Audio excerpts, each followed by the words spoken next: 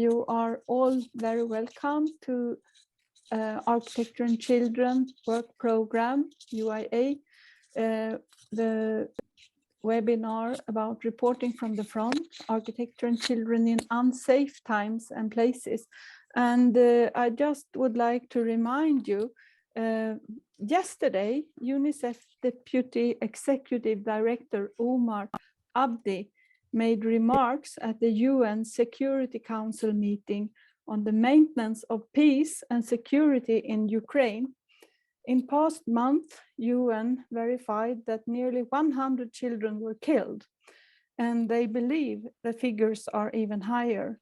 More children have been injured and faced grave violations of their rights. Millions more have been displaced. Hundreds of schools across the country are reported to have been hit by heavy artillery, airstrikes, and other explosive weapons. Ultimately, children need an end to this war. Their future hang on the balance, was his final words in that speech. And because of this terrible situation, we decided to arrange a webinar about about children in unsafe times and places. And before we start, Heba and I, we just would like to present a bit about what this Architecture and Children Work Program is. And I start showing just some pictures. This is not about children, this is about what we are doing. So we have a website where you can find information about our work program. And this is the first page, and this is the name of the website. And we present different countries that are members of the work program. And we also have a Facebook page where we put in news all the time about architecture and children all around the world, even from not members, and what we find happens. And we have a YouTube channel where we put the videos from our webinars. So this webinar will be presented in this YouTube channel within a week or something like this. And this is a list of who are what countries are members in our work program. And we have 5 regions, and we have several countries from each region, as you can see. And plus that, we have a lot of guests that we hope will become members in the future. When you see what our webinars and our works is, perhaps you can convince your architectural organization to nominate you as members. So we have a lot of countries represented in our work program. And now Heba will present the program for today. Good afternoon, everyone. Good morning somewhere, and good evening some other place. As Susan mentioned, I will be now inviting the speakers. We will start with Lígia Nunes from Architecture Without Borders, and she will be presenting about the children's right to the cities, experiences from all around the world. After that, we have Katarzyna Domagalska from Poland, from the Narodowy Institute Architecture and Urban Institute from Poland, and she will be presenting about the integration of refugee children in architecture and children in Poland. Then we will have Rodrigo Mindlin Loeb from the Brazilian Institute, and he will be presenting about the architecture and housing crisis in Brazil and Syria. Then we will have like a 10 minutes pause for discussion. And then we will have our second session. Magdalina Rajeva from Bulgaria will present workshops and activities with refugee children in Bulgaria. And then Mina, Sava and Emilia from Romania, they will be presenting about the architectura in Ukraine. And then I will be presenting something about the Happiness Project or projects, a caravan for refugees and underprivileged children in Egypt. Then we will have our discussion and closing notes. That's our program for today. Yeah, Nunes, are you ready? Yes. Yes, Lígia, perhaps you can, I think, yeah. So you share the screen now? Yes. This is my first slide, where I would like to, first of all, thank you very much for having us here and to letting us also think and discuss something that is one of our concerns, but not only our only concern. And that, as I was commenting before, it's very interesting for us, or at least for me, preparing this this talk, it was very interesting because I actually learned a lot about what we do with children and for children and with children, that actually it was not that clear for me, because when we consider someone that is as some kind of a constraint or is underprivileged in some kind of a situation, from war to poverty or whatever, we think of them as a whole. We never actually focus on how much children work we do. And that was very interesting because I had to go through the portfolios to be a little more scientific. And I've realized this is our last portfolio, and I finally decided to use the portfolio instead of using the presentation I was preparing, because comparing the first portfolio with the second portfolio, we can see that our percentage of work for children and with children increased something like 20%, meaning that in the last 10 years, we worked 20% more than the first 20% we worked in the first period of the existence of ASF International. Of course, I'm talking about all members of ASF around the world, and that gives us more or less an idea of what we do. But I would like to begin by sharing with you what we do and how do children and what we do for children and with children appears in our work. So I think that the idea of solidarity, it's easy enough to understand for when you're talking about children and architecture for children. And in our common declaration that I'm sure you won't read, but we can, within our principles to cooperate in sustainable development initiatives and to most of all work with disadvantaged communities. Of course, children are one of the parts of the society that suffer the most whenever, how should I say, deep problems happen all over the world.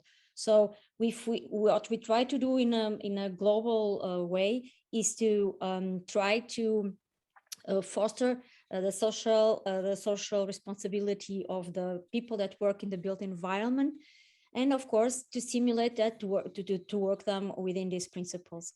We also understand that this way of working, it's somehow encouraging an ethical professionalism, and of course to try also to disseminate what we learn from these experiences, and of course try to work not only doing projects, but also trying to get together stakeholders and in as a limit, and if possible change the policies so that this becomes easier, most of all for the people that are the beneficiaries. And of course that we are architects, so everything that is related to it, it's related to the kind of labor you use, the kind of technology you use, and how do you share and reflect about this awareness that we would like most of all architects to have about their power in making it broader. And of course, when we talk about Architects Without Borders, people have this immediate thought of post-emergency. But the thing is that there's a very demanding emergency that are fundamental human rights that maybe begin much before than what we consider to be an emergency. This is somehow how it happened in our organization since it was created in 2007. You can see the countries and their existent or non-existent of their being member or not member of the Safey International, what means that you have other organizations that are not our members. And that's also interesting because this allows us to understand how did our work became each time more near to what we need to think about children. When we look at today's map of active members, we see a very Europe-centered organization, where it's a little disturbing because, as you might imagine, the places that we work in are not exactly the same where the organizations exist. And as a principle, if you could have an organization at site, you will be much more helpful than taking people from abroad to do it. And well, the connection with communities, it's not so easy, and it demands means that resources that we don't have because we are volunteers. So we have to self-finance each project we do. So this is to compare with the last slide that I'm going to show you, that shows where the projects are and where are we. What it's something that I think we should be concerned with, and I think that this very welcome relation with the UIA Department of Children Concerns might be very helpful for us, and we do hope to be very helpful to your group too. So our members, as you might see, have changed. This is more or less an idea of what are our members. It's not actually important to see their names while once we saw them in the map. That's probably what matters the most right now for what we're about to do. And then I brought not all the portfolio, but some projects that give you a range of kind of work that ASF International does. And it's interesting because we usually, since we are not specifically focused in children, it's not our own aim, the sole aim. It's interesting that we usually, when we consider children, we categorize it as education. And it was very interesting for us to understand that during preparing this presentation, that although some projects are not actually about children, children become the main, well, let's use a word that it's not proper, but very illustrative, that it's the main excuse for us to be able to intervene in a scenario, because connected to children, you have the community, you have their mothers, you have the newborn child, you have children that go to school, because if they don't have a school, they don't have a meal during all day. So the working with children for us became also a kind of way of reaching the children well-being, even if you're not doing a building specifically to be for children. What I mean by that is that, for instance, when you build a school, you finally have the power to give food to these children that sometimes go to their houses, they don't have a way to eat, and you also feed sometimes their mothers, and you help their mothers to have new children in a safe conditions. So going through the portfolio, what we can see is that when you talk about children and you talk about education for children care, you immediately see that you're also improving the well-being of this area, because of course you're dealing with the first generation, but you're also bringing back all the people that are connected to children and everything that happens in a school. Everything that happens in the school, it's somehow the way we see it in Europe, right? Because in Europe, you have a school to teach children to learn how to read, you educate them, but you don't have such a wide range of possibilities that you have here. So school is like the center of everything in these communities. And while we're going through these several projects that ASF has done with these all members across the world, what we actually can see is that ecology, childbirth, knowing how to use materials, how to relate with the climate change, it's something that comes with children. And it's very interesting, and we knew that already. What we didn't know is that actually when we were trying to resume for this presentation was that we increasingly built schools to be able to make the rest of the community also secure. And I think it's a very interesting discovery in a more scientific way.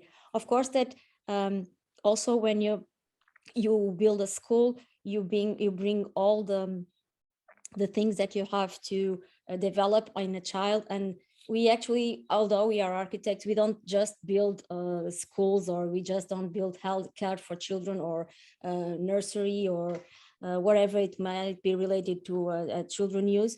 But you also have activities that try to make children participate in order to develop their communities, because they are the ones that come after all. The same way, when you build a shelter for children, you somehow also build a shelter to most of the community that is connected to these children. This project specifically, it's a home extension for street children, had the particularity of being able to also bring to this community water, sanitation, and other resources that sometimes are not present in the communities. So school and children became also a way of bringing new capacity to communities, and the building that actually are done, thought, and work with them for them, bring all other kinds of ranges of community with them. The same way, when we talk about community building, children have a very particular, how should I say, they are like an extension for all resources and all spaces.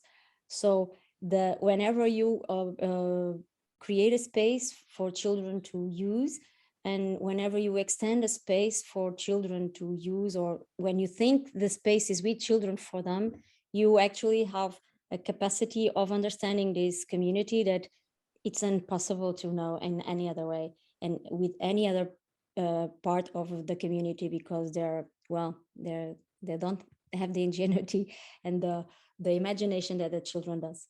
So most of all, what this going through the projects that you can see, there are mostly focused in children, and this is not a separated view of our portfolio. This is a fair percentage of all projects we do. We can see that from space for children to play, for them to exercise their right to play. It's something that for us, it's not so difficult to understand, but there are children that are not even able to play because it's not safe, because they don't have a place to play. So from a space in the street to any kind of space that you use for children, you also have the opportunity to think with them and to launch in this community an opportunity of future that you don't have in another way. You probably will see that most of these people that work with children are also very, how should I say, interested in knowing how children will be able to let them understand how also the urban development and the right to the city is possible to implement. I'm almost expiring, getting my time ended. So I would like to tell you something that for us it's very important, although all these children that we would like to see you, that they represent a very wide range of the work that we do. For some reasons that I really appreciate you having invited us, because I think we didn't even have the sense of how much we did and how important it was, this space building for being able to also develop the community and the urban and to achieve a wider and a better urban development.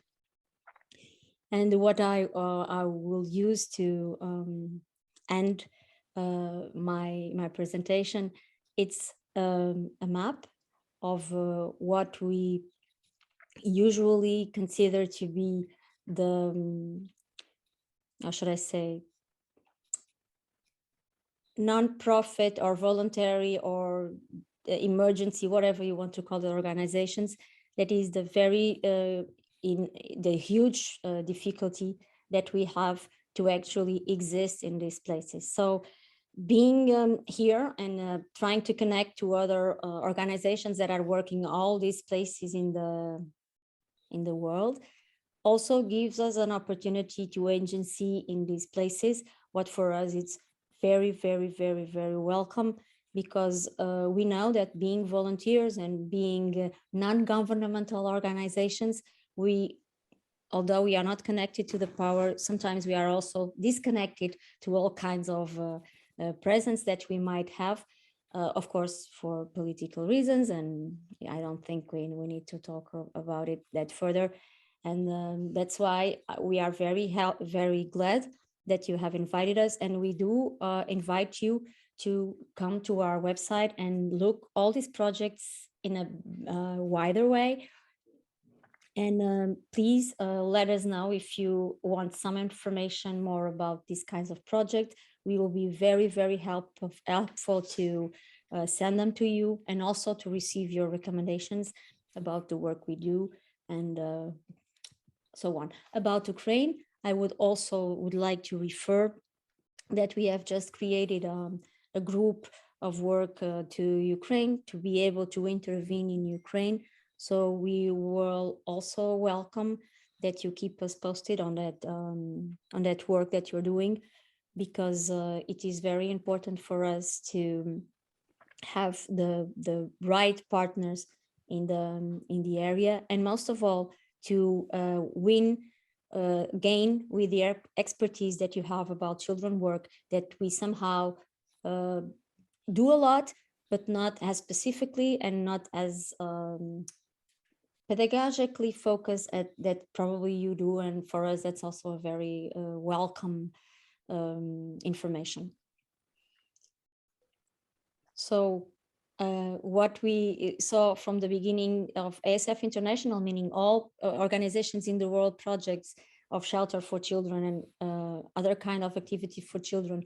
And nowadays we can see that we have increased for almost half of the projects that our Architects Without Borders do are for children, or focus in children, or with children connection, because of course they are a level of their level with communication and their sensibility. It's well, it's obvious and very needed to be addressed constantly, because they become a very fragile part. The same way we consider that children don't exist only in underprivileged countries and places, and sometimes the fact that we actually show children what a city is and how they can intervene with their city becomes also a very an amazing asset for them to become agents for the future and to improve their own cities. So from these underprivileged children that somehow are living in a completely difficult scenario to children that lives next door to us, we believe that we have something to do with children and for children and with children that actually allows us to improve their environment. So as I promised, I'm now going to shift to the last slides, while I'm keep on showing you all the kindergartens and the educational and cultural centers that have been chosen. And this last slide, as I was telling before we begin presenting, it's for us, it's very disturbing for the fact that if you see, we actually, our projects are located mostly, sorry, we have another one, I was forgetting. And now it's even different because we have much more in the south of America. But if you see, we are a Euro-focused organization working for everywhere but Europe. And this is something that we consider to be very helpful, being connected to you, and also to be able to agency in these places so that people can themselves work in the improvement of their lives with local communities and local organizations, even if there are members, because this shift from Europe to the rest of the world, it's not, well, recommendable, as we could say. So I would like to thank you once again, and to please keep us posted, and we would like to work with you. And from this list of organizations that you have there, that you have no organizations working with you, we'll be more than happy to help you find partners also in these places in the world, and the other side too, the other way too, to help you find us partners for that. I can talk for Portugal, and I can tell you that ISF Portugal, it's for sure in your organization, as soon as you explain us what are the needs from us are. So thank you very much once again, and we're very, very glad that you reminded that ASF International exists and of the work we do. Thank you very much. Thank you very much, Lígia, for the wonderful presentation and the wonderful portfolio of work all over the world. And it shows how children are the essence of all your projects, regardless if the projects were directly dedicated to children or not, but the children are affected in a way or another, and that is building for the future. We also would like, before we move to our next presentation, we would like to invite you to join the writing papers for our scientific session in the Congress of the UIA that will take place in 2023, July, and later we can send you the call for papers. We still have like a month for the deadline of the abstract. So, okay, let's move to the next presentation with Katarzyna Domagalska will present about Kasia. Yes, but it's formally written, so yeah. Yes, always Kasia, yeah. Integrating refugee children in architecture and children in Poland. Please go ahead.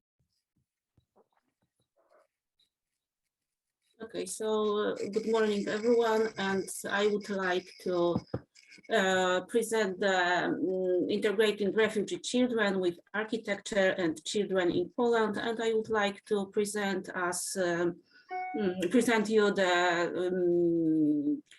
the summary of two reports prepared for Polish ministry, and next some examples about Polish practices with integrating refugee children with architecture in Poland. So I would like to start with the, for me, very tragical and suggesting the illustration designed by Agata Dębicka artist.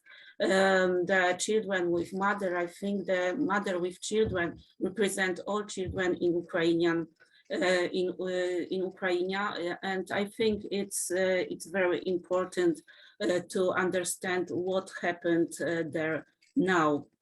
And maybe the short background, Suzanne, at the first our meeting present a short background, but I would like to say something about the situation and the war in Ukraine and present some data. So the war in Ukraine started in 2014 when Russia attacked and annexed the Crimea from Ukraine. And this day it has been an illegal occupation of Crimea and Donetsk and Lugansk area in the aftermath of illegal invasion of Russian military forces. This is a part of Russia-Ukrainian war that is happening now. Since the autumn of 2021, the conflict escalated, and on 24 February 2022, Vladimir Putin gave the order to attack all of Ukraine cities. Ukraine has been at war until today. There are two photos by Sergei Mikhalchuk. This is the film director who lived in Kyiv and made this took these pictures of children. I think is very suggesting to this boy on this picture. He has been writing the diary when he spent all time under the ground in the shelter during the war. Now in the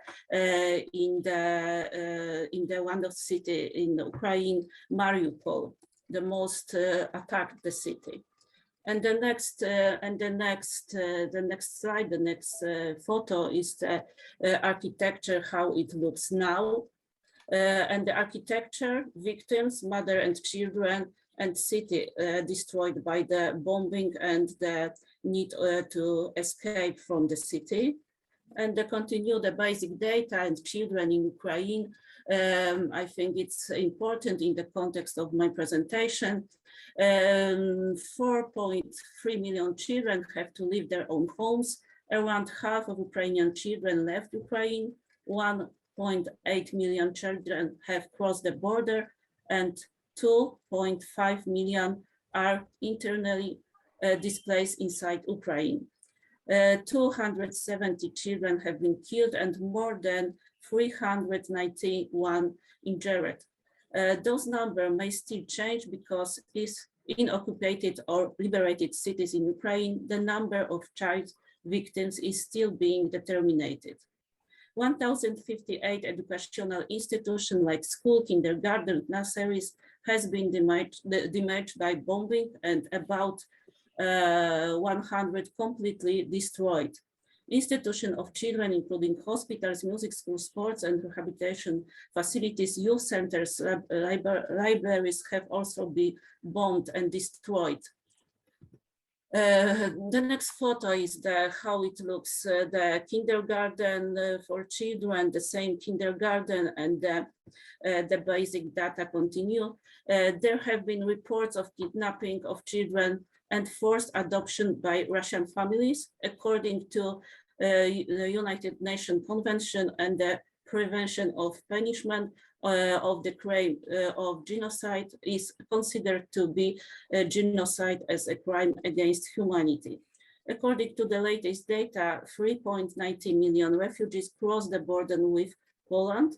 According to United Nations, about 7 million of refugees, mostly women and children, came into the territory of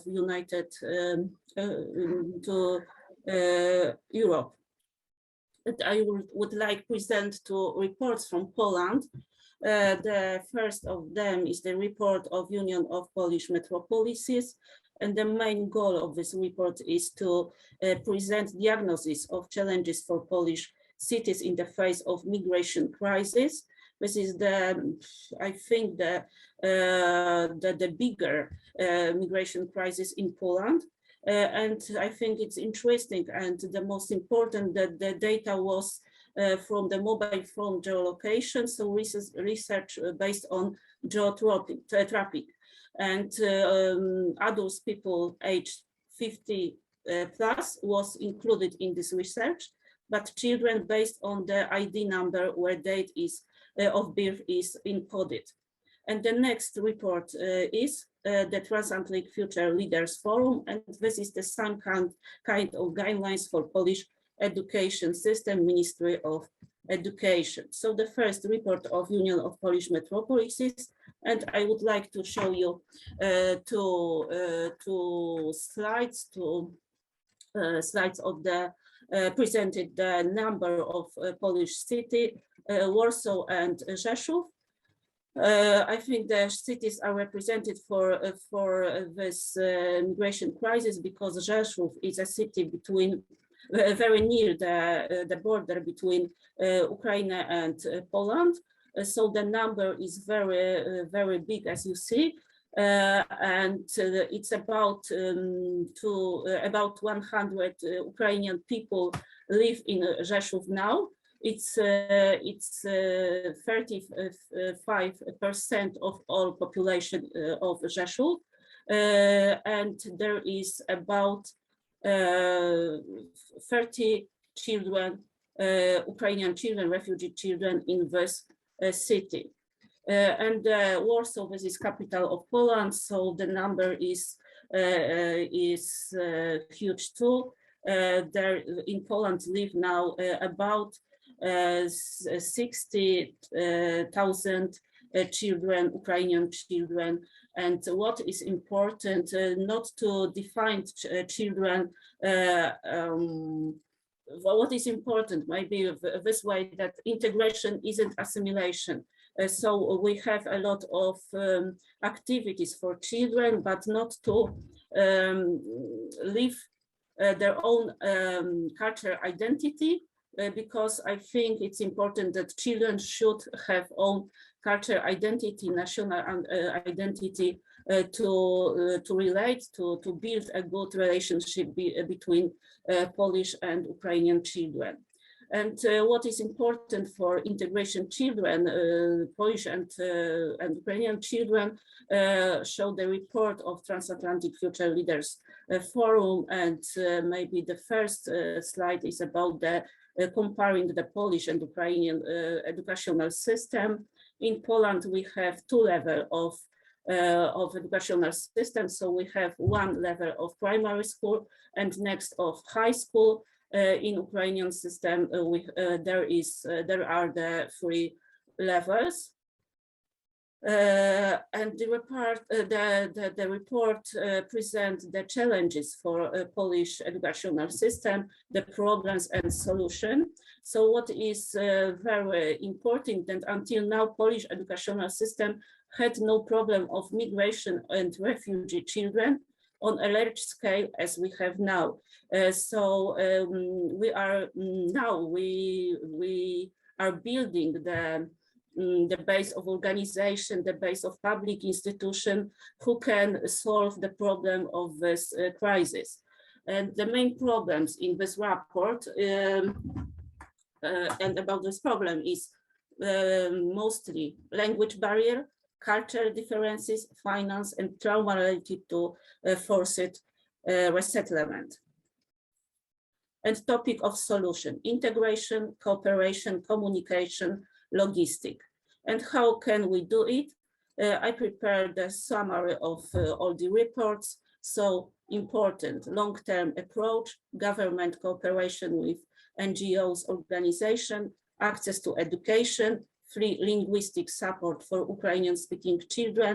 Now we have free textbooks for Ukrainian students. Preparatory department of refugee children in school, and they will start in autumn when the Polish academic next year start. Polish language courses as a foreign language. This is important for teacher working in Poland, using new technology, online platform with resources, culture assistant, teacher from Ukrainian to help Polish and Ukrainian children, students, school and inclusive community. Experts call it whole school and whole community approach. How can we do it next?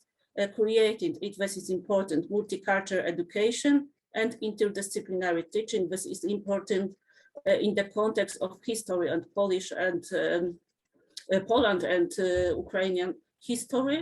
And the conflict in this history, so we can compare it.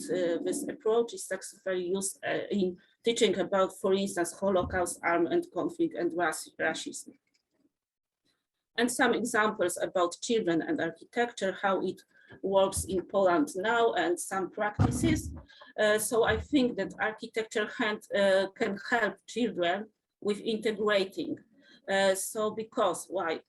Because architecture, I think, help in talking about the difficult issues like war, like forced relocation, like destroyed home, taming spaces by, for instance, architecture walking in new spaces, breaking the borders barriers. Majority cultural institutions in Poland organize activities for Ukrainian children and families, but mostly there are 8 initiatives such psychological help, food entry, free entry. And we have a lot of private initiatives, private organizations who can help Ukraine and organize a lot of activities for families and kids. And what is important, all activities, all initiatives are in 2 languages, Polish and Ukrainian. And some examples, public institutions, museums, culture centers and schools. So for instance, Museum of Architecture in Warsaw, there is a playroom for children, refugee children, National Institute of Architecture and Urban Planning with the Polish Center for International Art. There is a day room with program of architectural workshop, Emigration Museum in Gdynia, International Culture Center in Kraków with all program for families from Ukraine with architectural walk around the Kraków, and architecture department of the Warsaw University of Technology, and the workshop prepared by students for refugee children, drawing workshop. And some examples, the cover of the textbook and the draw of children, and private initiatives. I chose the 3 of them who show us how to communicate, how to integrate children in communication. So this is the table to communicate, educational card, and drawing together with children on the railway station. And pictures. So this is the table to communicate for children, communicate between children and between children and adults. For instance, the first picture in Poland, chcę się bawić, I won't play. So this is the translate in Poland and in Ukrainian language. The picture from the workshop from Architectural Museum in Wrocław, and the picture of drawing with children on a railway station. I think this is some kind of way to communicate with children, and maybe the timing of the situation, difficult, tragical situation. And 2 examples, what architects do for Ukraine. We as Institute of Architecture and Urban Planning, we prepare databases of Ukrainian architects and designers to connect Polish and Ukrainian architects and Polish studios, companies ready to hire such people. And the next example is how Polish city used award-winning KBK design at refugee shelter. And the last one, second of School of Form. This is the school for designers, architects, and students created a dictionary for Polish people who host Ukrainian in their home. So this is some kind of dictionary. And the examples, this is how can we use for instance, supermarkets, schools, and prepare there some private area for refugees. And this is the next picture from our institute. how we can collect the data about the architects from Ukraine who live now in Poland. Welcome to Rodrigo, and we ask you to prepare for your lecture. Rodrigo is from Brazil, and he will tell us about children and housing crisis in Brazil and Syria. So the floor is yours, Rodrigo. Thank you so much, Suzanne, Heba, Architecture and Children. We are work group, and the previous presenters, Lígia and Kasia, thank you for sharing these experiences. So I would like to start talking a little bit about the housing situation. It was when we started to discuss this webinar, I reminded of a documentary on Zatar, which is one of the largest refugee camps in Syria, which is a film, and also thinking that housing, as some of the local leaderships of housing rights movement in Brazil say, the entrance door for all the other rights. So if we don't have a roof, an adequate housing situation, how can we access all other possibilities of rights and all this? And some of this context in Brazil, we have around 5.8 million homes that are missing, 3.035 million homes unoccupied due to the high value of rent. And in this situation, more than 60% of the households were responsibility of women, and 24.8 million homes with some type of insufficiency of quality to live. So it's around 100 million people in Brazil that don't have an adequate housing condition, considering 3 inhabitants per household. So how do they live?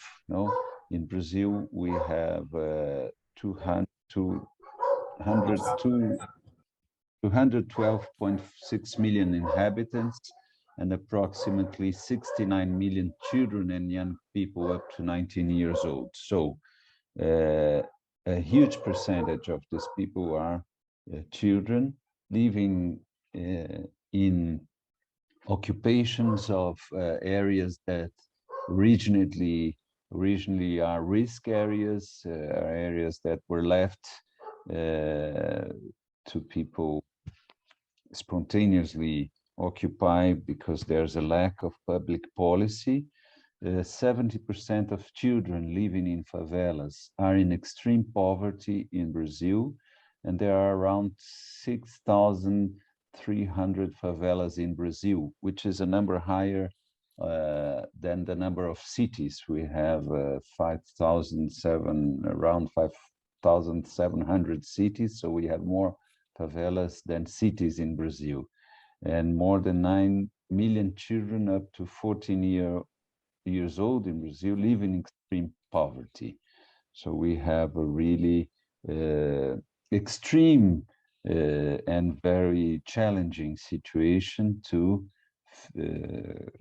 change this reality.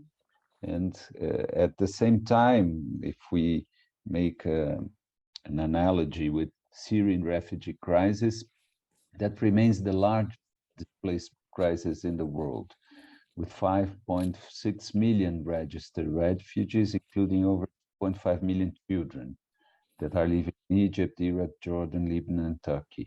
And in 2020, the situation in all affected countries was further aggravated by the COVID crisis, pandemic, and the subsequent economic downturn.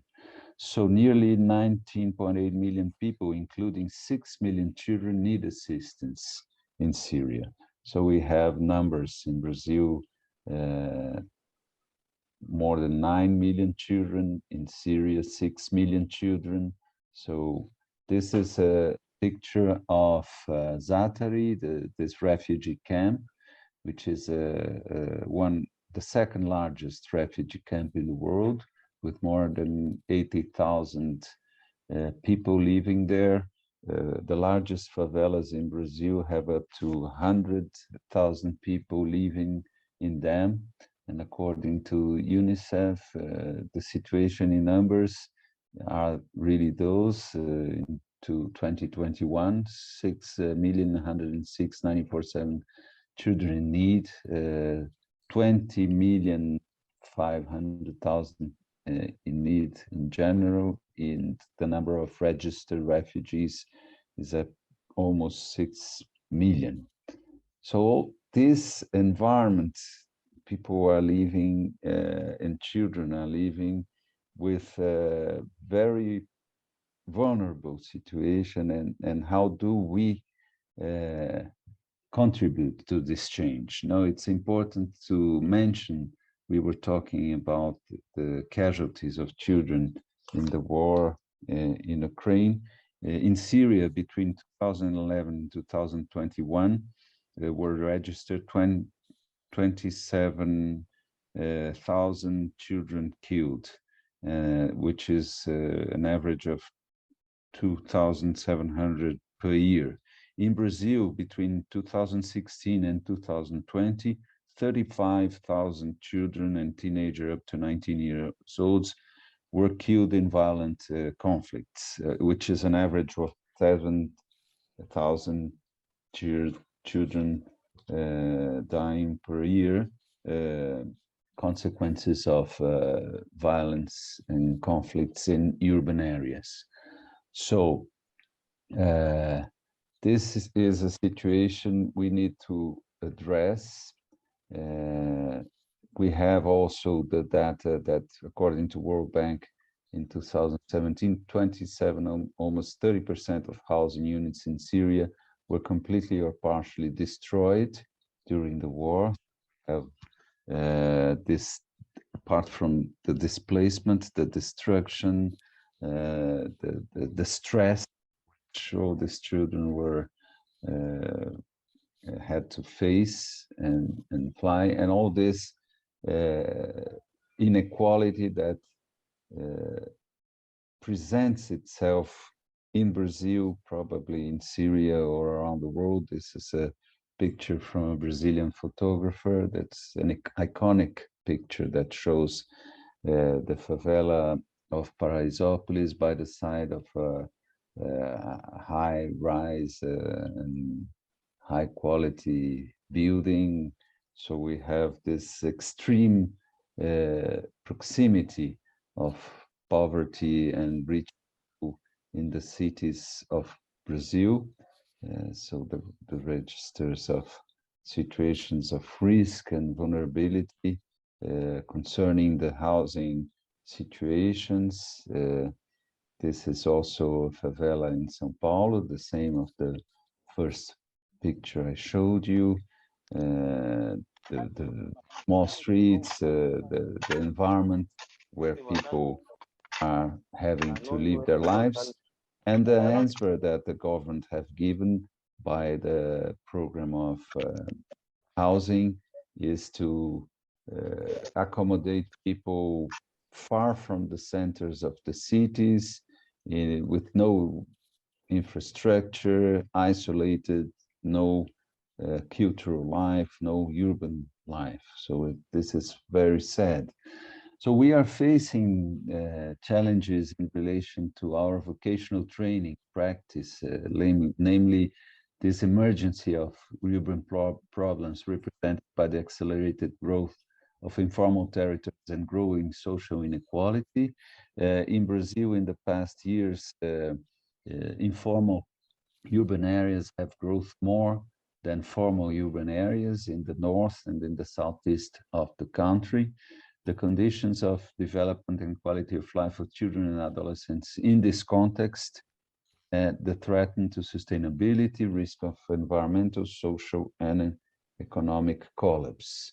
So how do we deal with these problems that have been convening along with traditional and formal knowledge of architecture and urbanism, new knowledges from non-traditional formal sources and other disciplinary areas.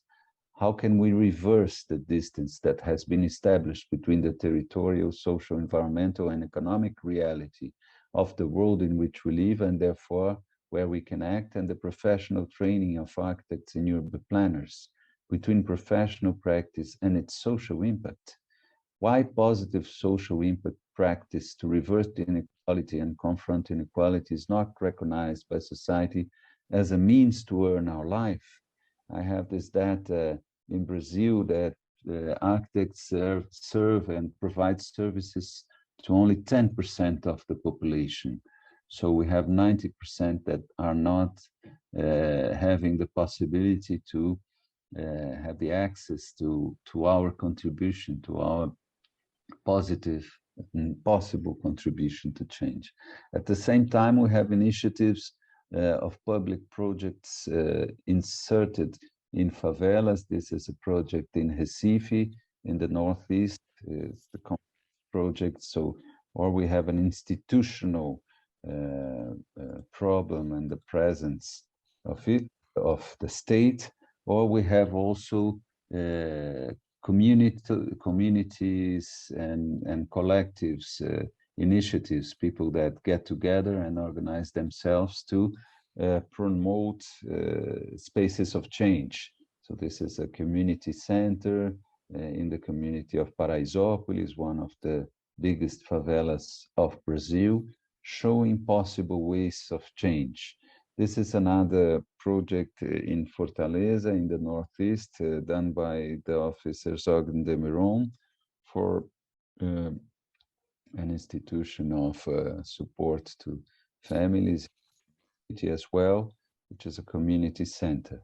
So we have also the work of this collective of architects that call themselves Architecture in Periphery, and they train women to build their own houses, so promoting change and possibilities of change for all the people. So how do children live, grow, and develop in this urban context of such complexity and daily challenges? This new urban organism that has been treated in an unsustainable way, naturalizing poverty and violence, is sick and deserves innovative treatment, with paradigms different from those currently applied. If land and urban territory are eminently appropriate as a market for investors or surplus financial resources to multiply profits, cities will be less and less welcoming and prone to restore an environment of coexistence and fruitful and healthy human relations.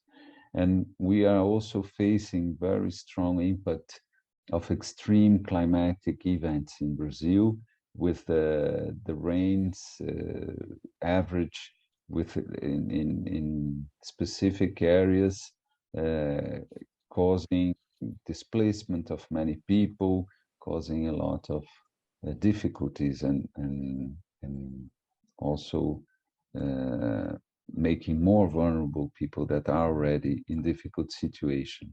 So this vulnerability of women and children in these territories that grow fast in all the cities, women are more exposed to violence in these territories, and they have to be responsible for the main services,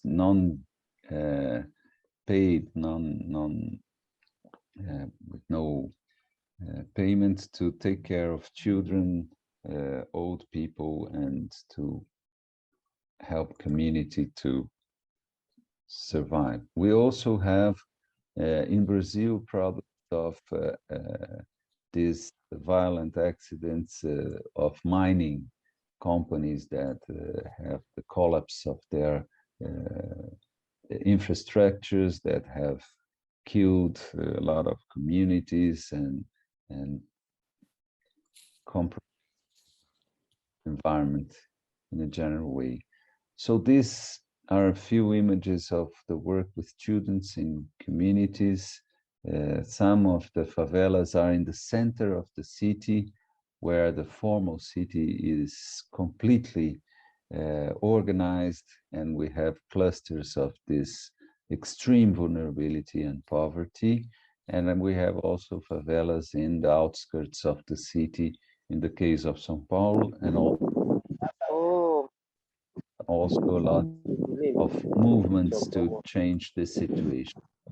So,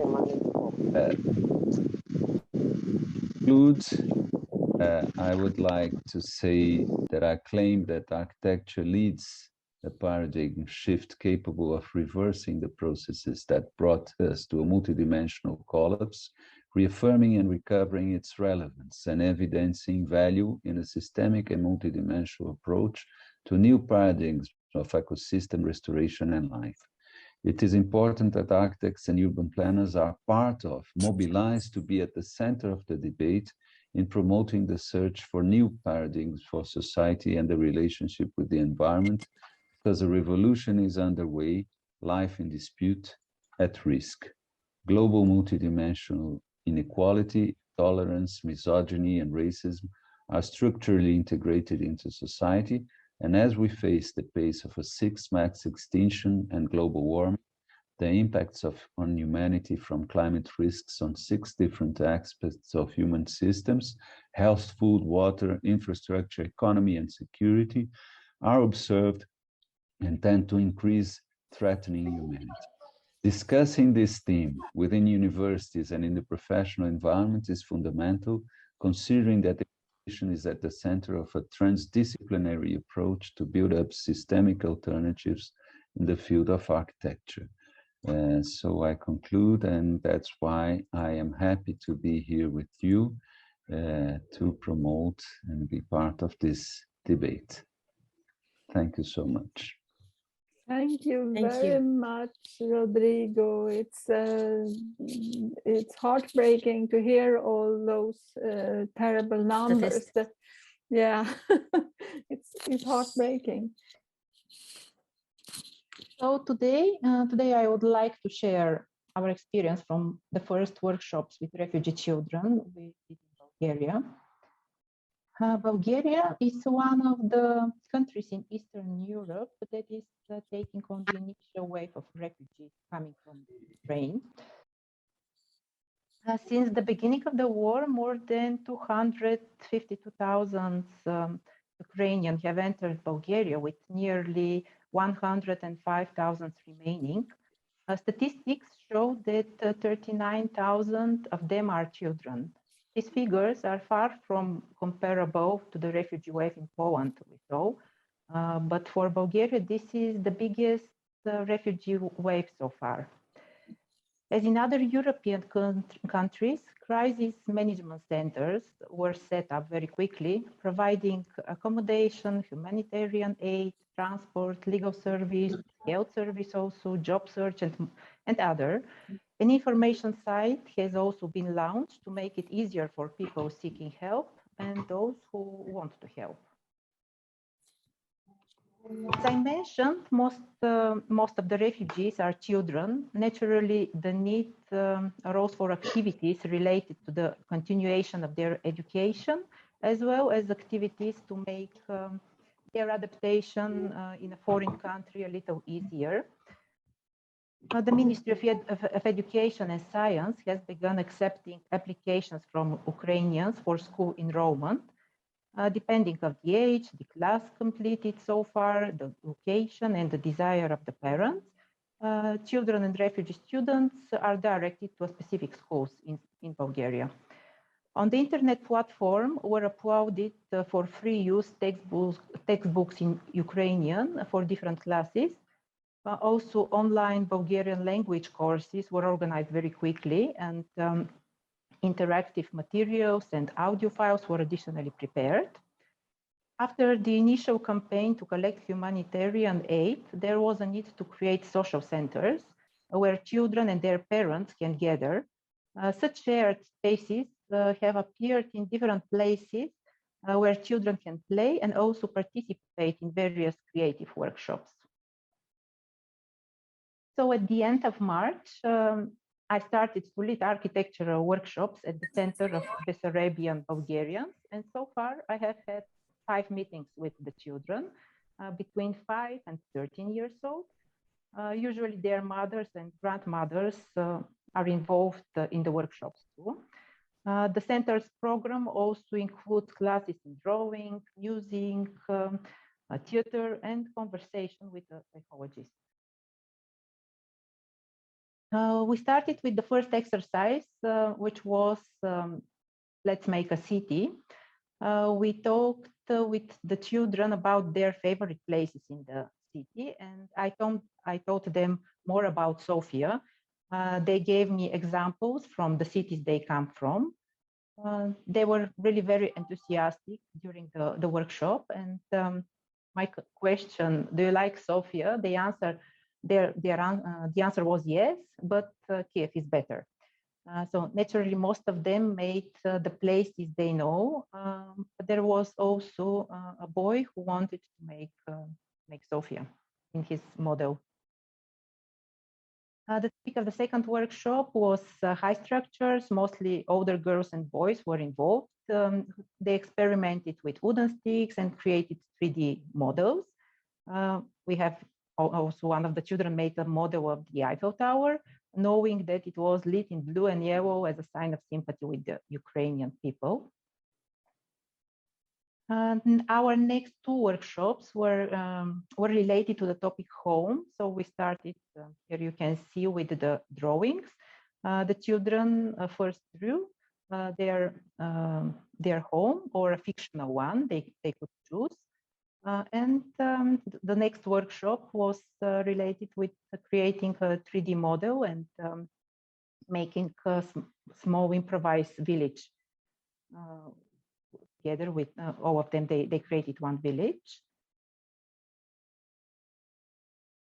One of the main problems we noticed among the children, especially those over 12 years old, was the lack of desire to go out and adapt to the new city. Many of them perceive the situation as temporary, and they expect that their stay will be no more than a few weeks, and they will be able to return to their cities.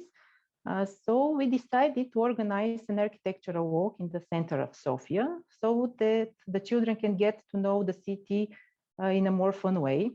We used our series of books, 10 Architectural Puzzles for Kids, which were created before. They are in Bulgarian, so with the help of translators, we managed to tell the children about some of the most beautiful buildings in Sofia. The children had to solve 10 puzzles, and they really had a lot of fun during the tour. It lasted an hour and a half, and when we finished, the parents told us that it was interesting and fun for them too. This is the book that we use. It contains, there is a plan and different tasks and small information for each part. So we have to translate to the children so to understand what to do, and it was a present for them to have this book after that. So in conclusion, I want to say that we had to start very quickly with this program without structure. But now gradually, after getting to know the children better, we try to help with specific problems that we noticed. My experience in working with children is mostly with those between 6 and 12 years old. But now with other volunteers from the center, we are starting to prepare workshops for teenagers. We plan to include photography, architecture, and filmmaking, topics of interest to young people, and help them to adapt more easily to this situation. Thank you. Thank you. Thank you very much, Maggie, for sticking to the time and for showing us the efforts that you are doing in Sofia to incorporate the children within your society. Now we will be moving to Mina, Sava, and Emilia Munteanu, and they will from Romania, and they will be presenting about the architectura in Ukraine. Please, Mina, the floor is yours. Hello, everybody. Hello, Heba and Suzanne. First, I want to make a correction. I'm not presenting about the architectura in Ukraine, but about workshops that we want to do with Ukrainian children and architects. So it's more like anatomy of a workshop that is going to happen. With me is my new and very nice colleague, Emilia Munteanu. I let her introduce herself. Hi, my name is Emilia. I'm a former architect and switched to psychology, and I'm working in the migration field for the past 8 years in Malta and Greece. So I want to thank first Kasia and Magdalena because they drew the picture of what is happening now in Eastern Europe very clearly, so I don't have to repeat what they already have said. And I begin with a drawing made by some of our children in Romanian schools.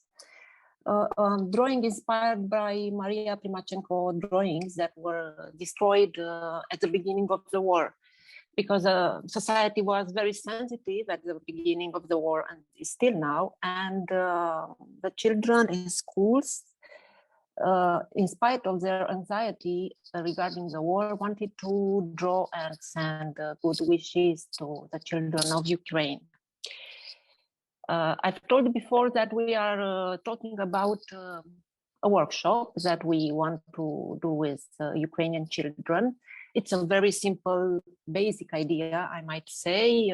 We want to integrate the children, the parents, and the Ukrainian architects into the Romanian society by having workshops that will bring together Ukrainian children and Romanian children, Ukrainian architects and Romanian architects, because we want them to know each other, to have fun together, and doing these workshops to learn also about architecture and built environment in a very nice way. So we started to do our homework and start to organize the whole thing. We realized that in Romania, there have been more than 800,000 people till now transiting, but from them only 10% are staying in Romania.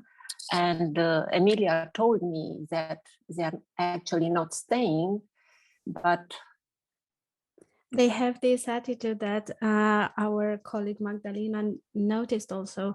They have this waiting state that they are here for a few weeks or a month, but not even more, waiting to go back home and to their normal life, whatever that is. So they are perceiving their stay as a vacation and less, not a very nice vacation, or not a willing for vacation, but less than a way to settle down in a foreign country. So when you design a workshop, you start with the educational resources. So we try to translate them in the Ukrainian. It was quite difficult to find a good translation for it. We try to adapt activities in terms of time, length, and difficulty. We look for Ukrainian children groups who are mostly in the schools who opened the Ukrainian classes for refugees. So they are in the Romanian schools. We try to find and engage Ukrainian architects. And here I ask also Kasia to help me a little bit. I'll talk with her later. And of course, to find some extra financial resources for our Ukrainian architects, because most of our architects are doing things in volunteer status, but we think that refugees sometimes need some money, especially in this situation.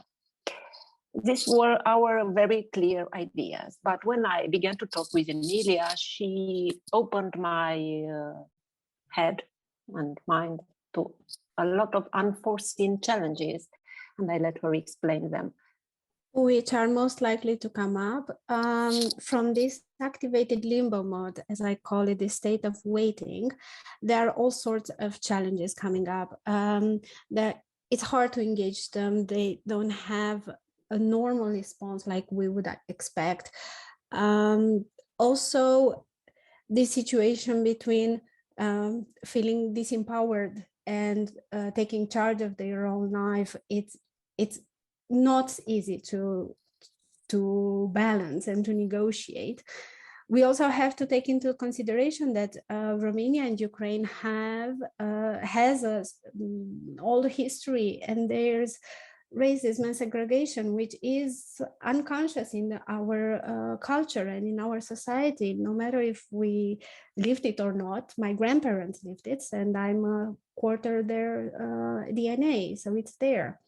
We also have transgenerational trauma from wars in the past and the Cold War, not to mention the multiculturality. That means that when you put people together, and I'm sure that you all noticed this, the way you relate to authority is different, the way you raise your children is different, and what is valuable for you, what's tradition. So all of these things, they have to have their own space while planning an activity.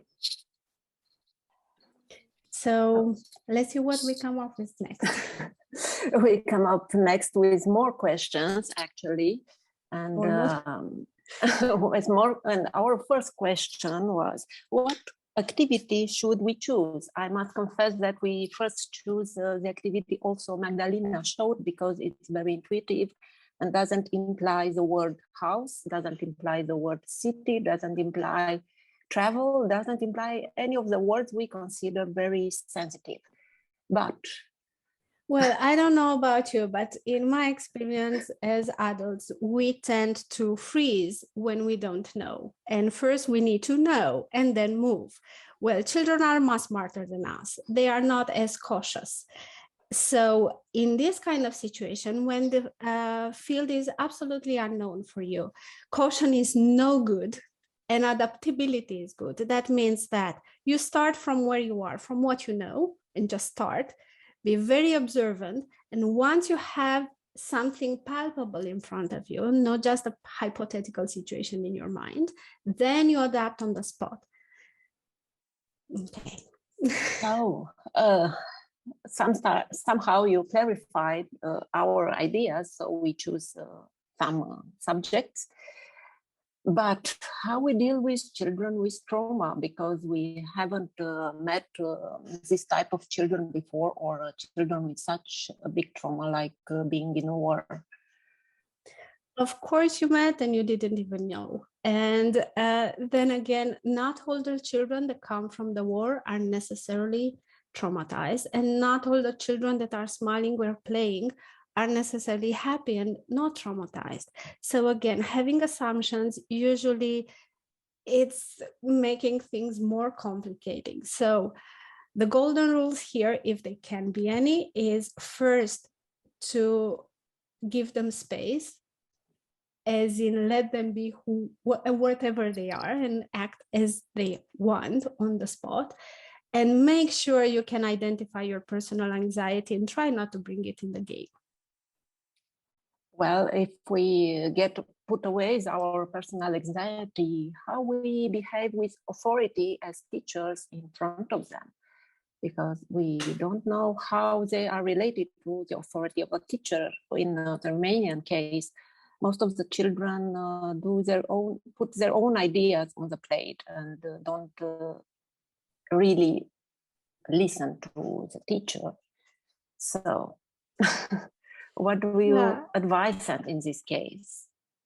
Well, the same rules apply as with typical children. It's just that where things get serious, they are very serious. They are not just a little bit serious. So again, you start with what you already know. You have unnegotiable rules. I love this because this make children feel safe. They make them feel safe in what way?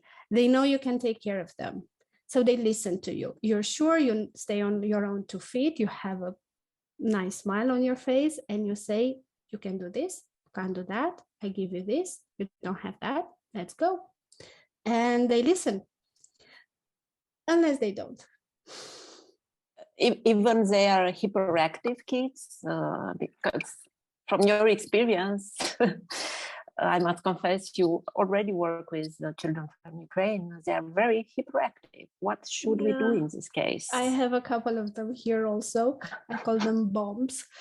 And so I don't know what's up with them, seriously. Well, first of all, you always discuss with the parent. That's the golden, you always do this when you have a child that's causing some sort of discrepancy in the community, okay, in the group that you're working with. Then if the parent is able or willing to deal with it, then wonderful, you create a partnership. If it's not, then it's up to you to decide in the best interest of the child, of the group. Then you can say something like, you know what, I think your child will work better from home. Let me give you some materials and you can do this with the mother or with the grandmother and look what things here's a video, here's a link, and then, you have to take them out from the group eventually. Yes, and I have one more question, which is actually a question that came to us unexpectedly. One of our colleagues wanted to make an exhibition with bombarded houses and how his classroom is recreating them in new buildings.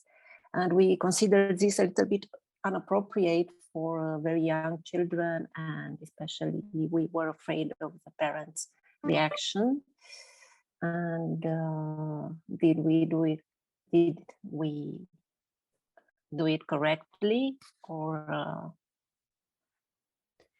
should we let it like it was? If you don't manage to have a proper explanation, like the mind managed to catch up with your instinct and give you a reason for this or that, so you can explain to your colleague, then you just go by your instinct, you decide, you communicate if it needs to be communicated, and there's no negotiation, and that's that. In this kind of situation, the instinct is always better than the mind. Thank you, Emilia. Absolutely.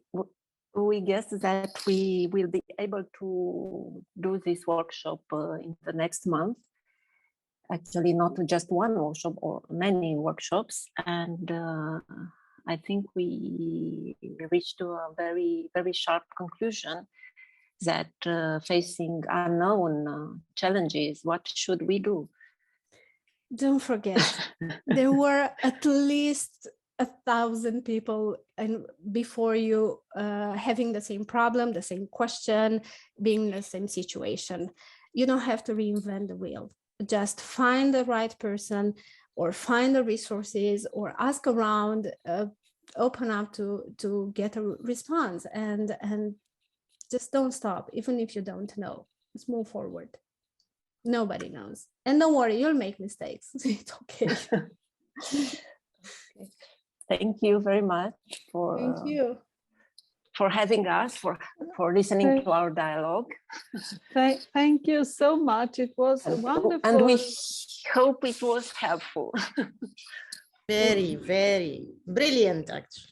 It was wonderful with another kind of lecture and advice for all of us when we meet refugee children or children from other countries than our own, with other culture and so on. So it was really, really a good dialogue. Actually, I have more questions, but the time was limited, so we choose just 5. Thank you. It was wonderful.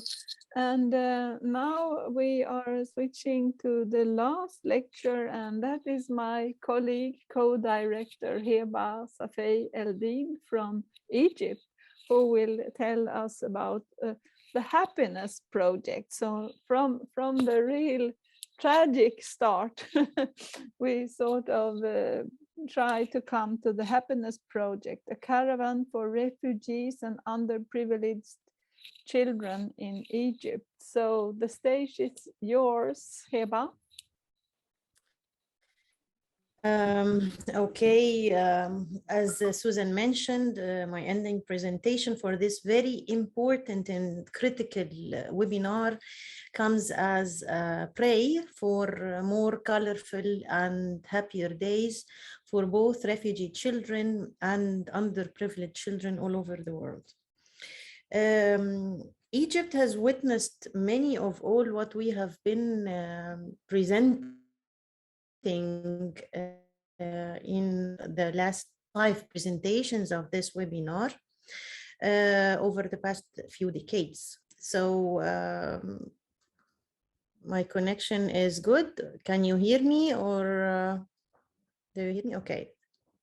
Okay, let's start with the status of the refugees.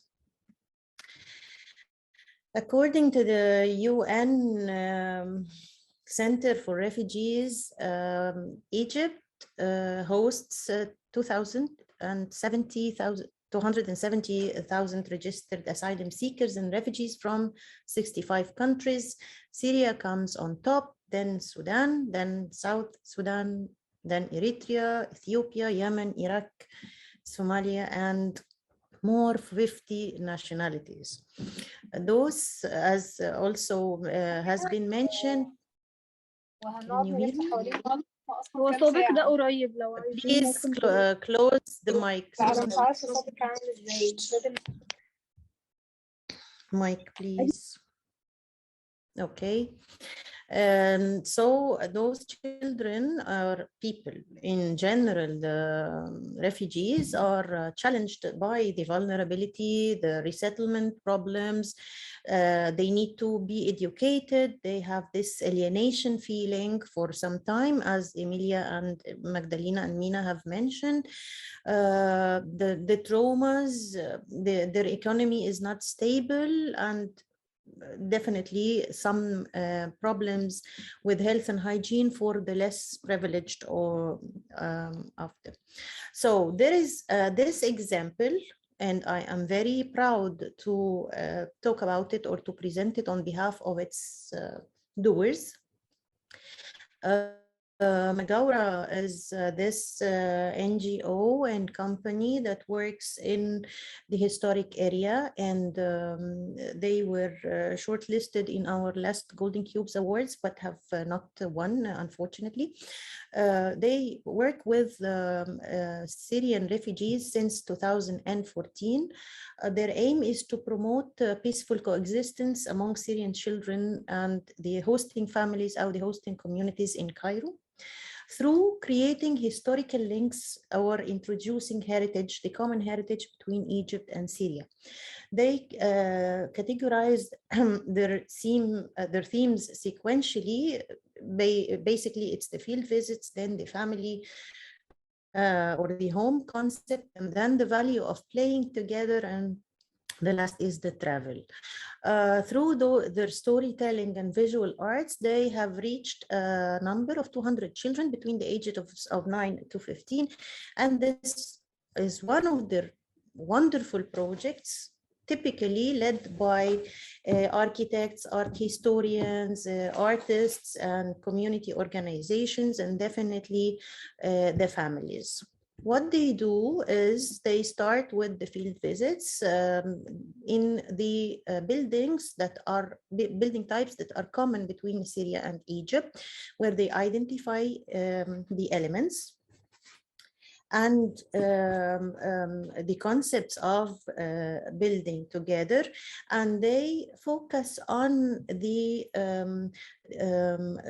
coexistence between the different types of crafts and arts between the elements of the one building, emphasizing the concept of coexistence.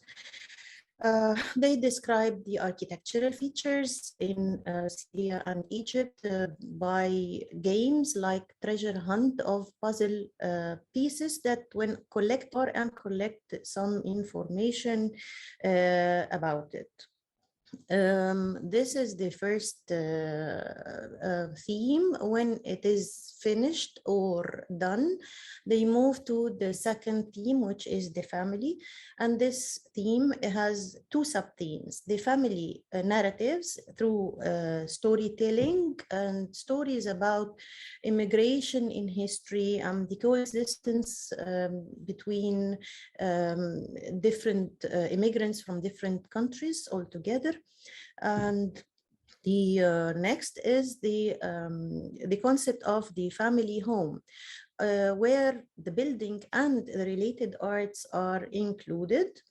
They focus on the meaning of the home in the past, the present, and they do some comparison. And they develop models, as you see, that are furnished. And the children create their interactive characters. They have like a storyline of families hosting one another, and some artworks are produced. The third theme is the play. First, the children are introduced to the common traditional different plays and games, like the hopscotch, the jumping ropes, kites, and whatever.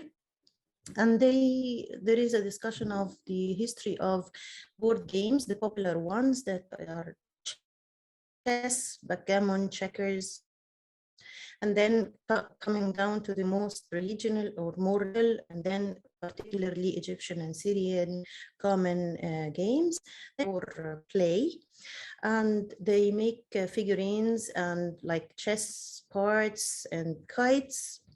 And they inspired by the history, the common history between the two countries.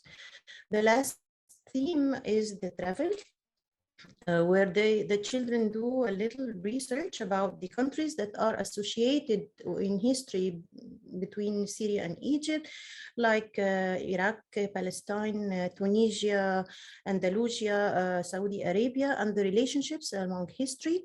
Children are then exposed to some quiz questions and about travel that will result in some gaming together, or drawing or configuring landmarks, or acting a scene, or singing a song that relates to either of those cities. That is an example. Another example will not be specifically about the refugees, but will be a combination of refugees and underprivileged children. Let's first discuss what are the urban poor. According to the World Bank, the urban poor, by definition, is those people, or are those people who are deprived from employment. They do not have a secure housing. They live in unhealthy environments. They don't have access to adequate health or education opportunities. Our Central Agency for Public Mobilization and Statistics, the CAPMAS, states last year, it states that population lives in poverty. Half of that population is in extreme poverty, and we have like 9 million or more of children under 17 years old. 7 million of them are in rural areas. So those underprivileged, those underprivileged children are either in remote areas or in rural areas, or they have their issues. So the Happiness Project, initiated by a student of architecture back then, and then a fresh grad, and a number of students and the fresh grads created this Happiness Project, and they have several projects all around Egypt.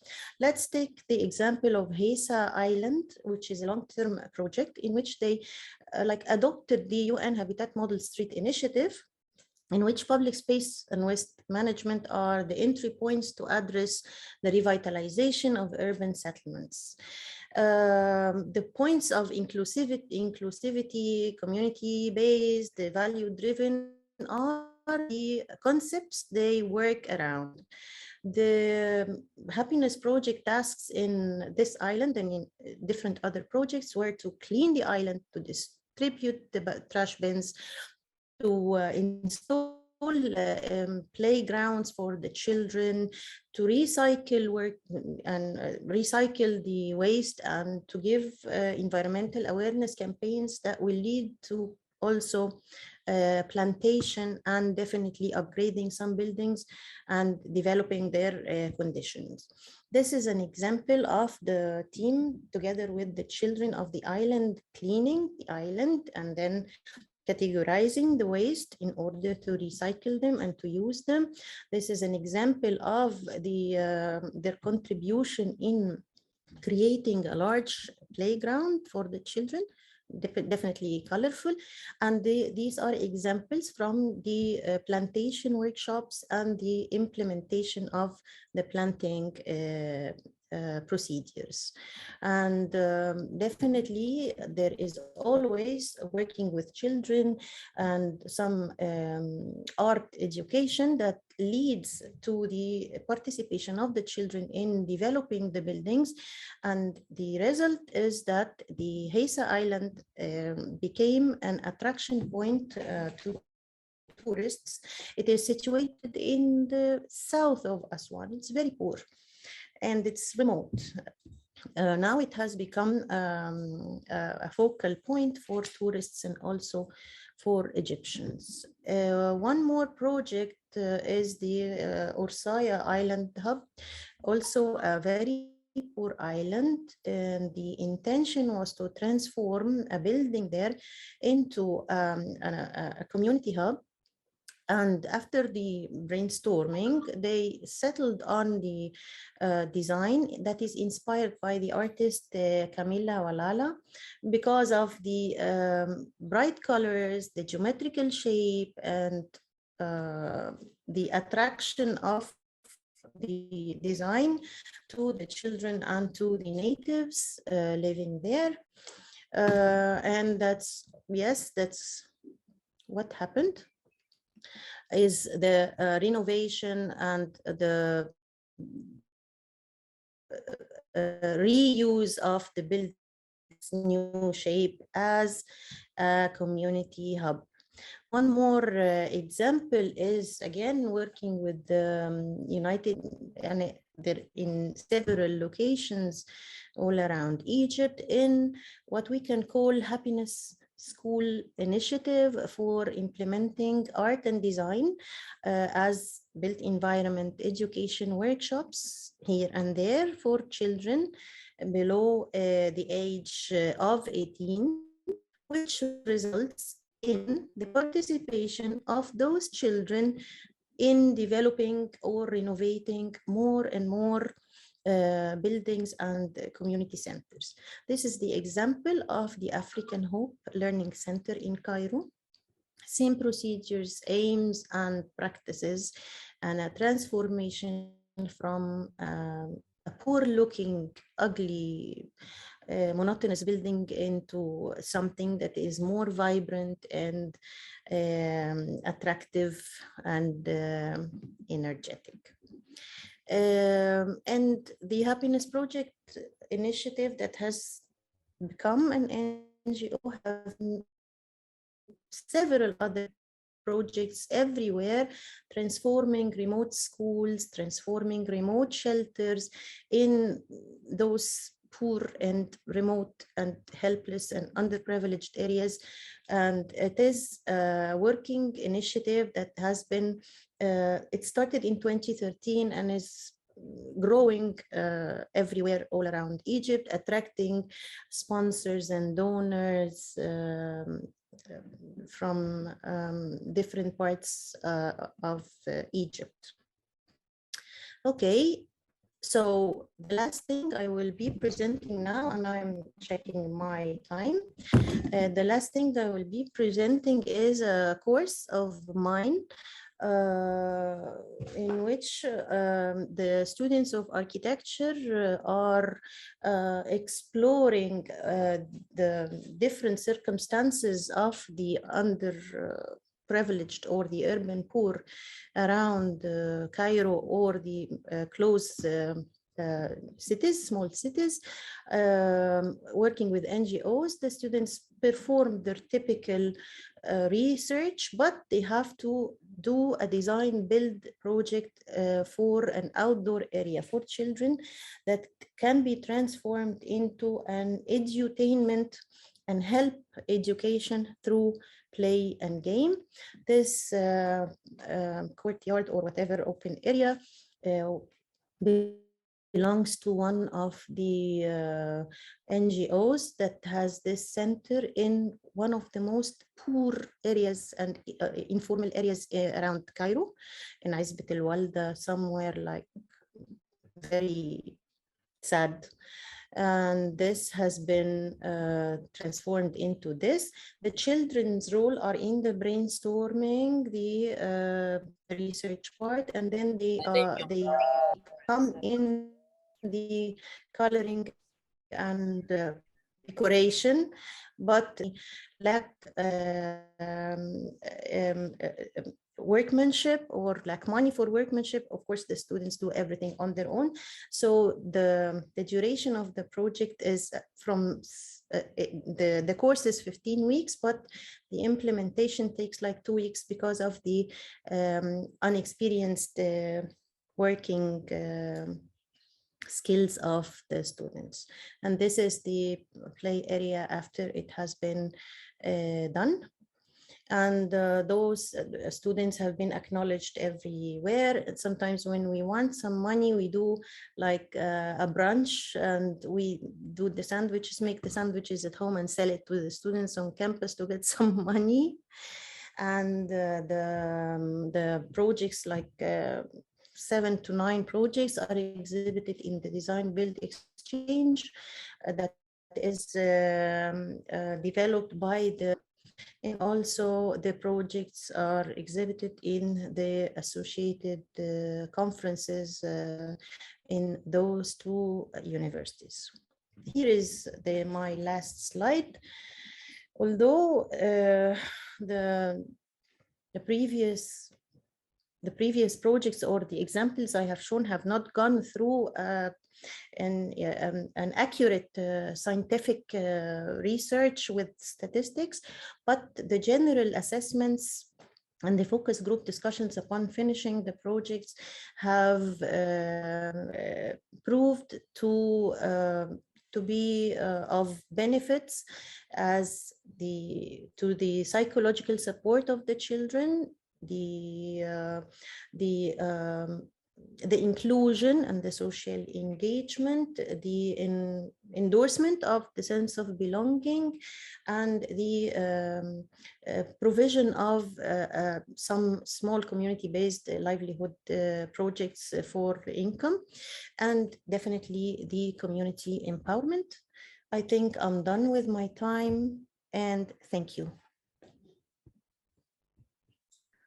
Thank you so much, Heba. And now we are all of us, and we have some, before 5 o'clock Paris time, we have 10 minutes where we could ask questions to the lecturers, or if there are any other questions you would like to raise here. So.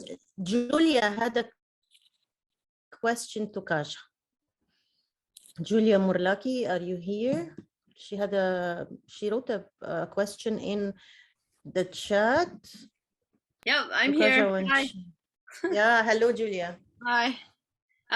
Yeah, it was just a question. I have a friend my boyfriend has a friend in Poland, and she's been involved helping the refugees there, and she posted on Facebook a message that a female Polish trafficker had contacted her, trying to coerce her to send people her way. she refused. So my question was just, what is, or if Kasia happens to know, what is the rate or percentage of children and females being trafficked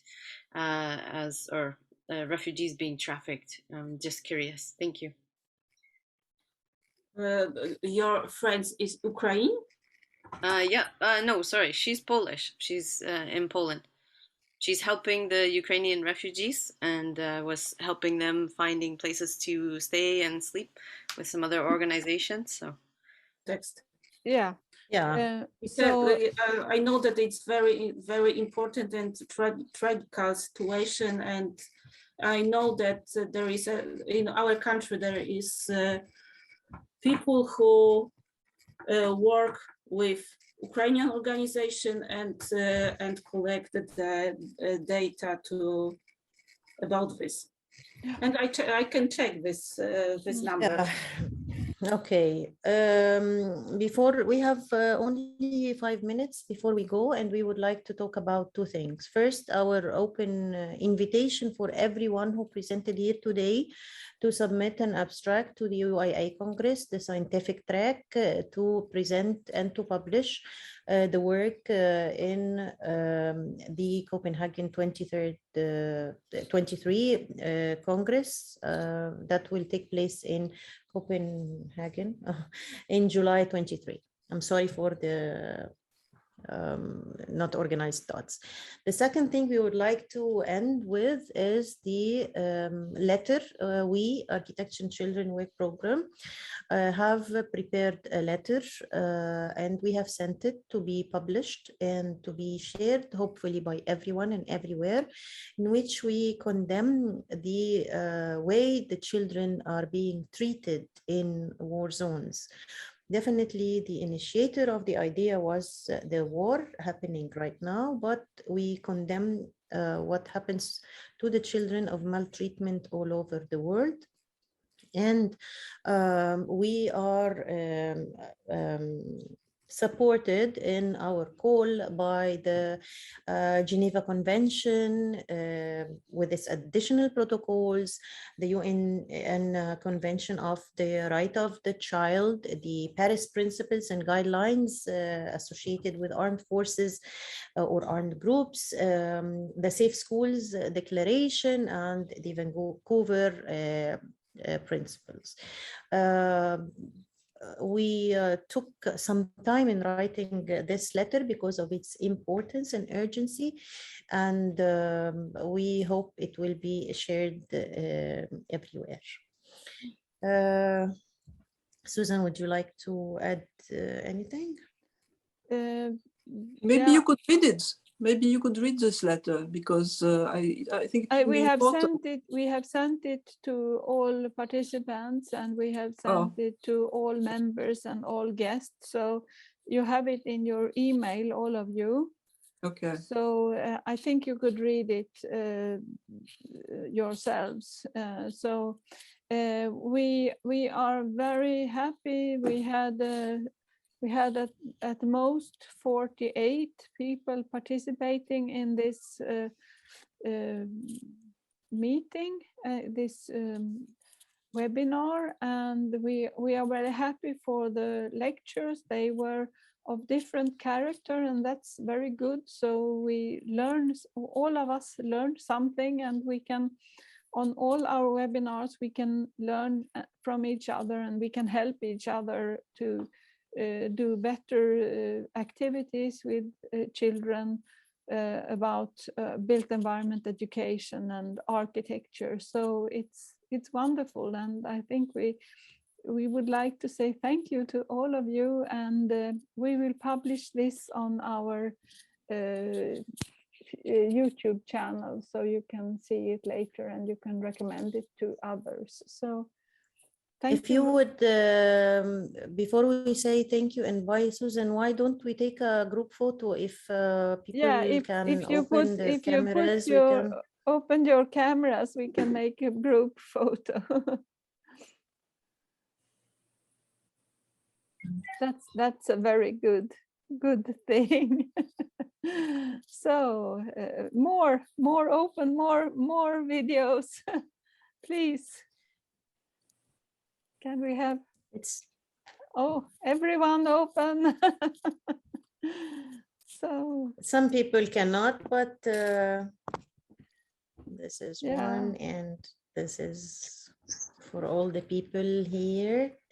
Thank you for joining us. Yeah. It was quite a webinar with many very important and critical presentations from experiences all over in the world. And I'm really happy and proud of the audience, the presence, the number, and definitely the work.